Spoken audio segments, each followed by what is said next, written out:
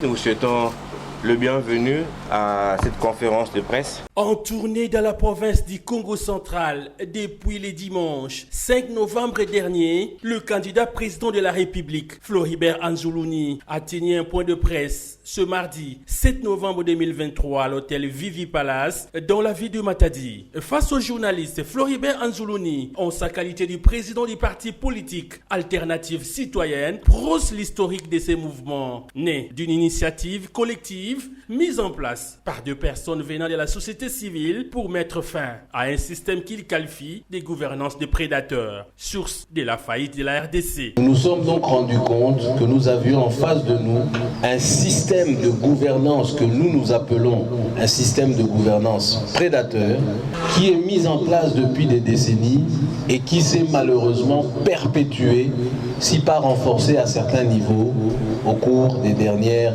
années. C'est ce que nous appelons en lingala Kimuibi. Kimuibi et Leki.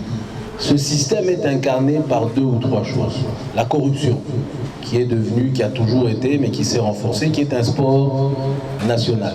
Les détournements de fonds publics, le clientélisme et d'autres mots, malheureusement, qui sont à la base de ce système.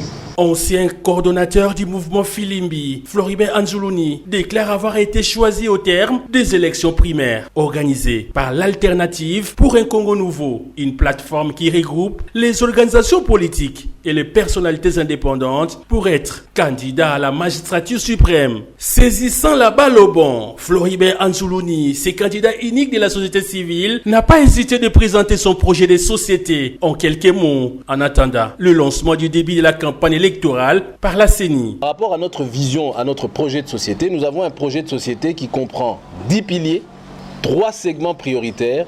Le premier, c'est la question sécuritaire.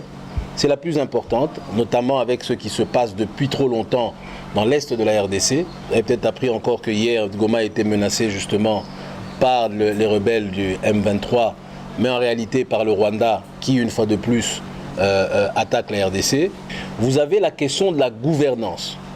C'est à ce niveau-là qu'il faut démonter et éradiquer le système de gestion prédateur.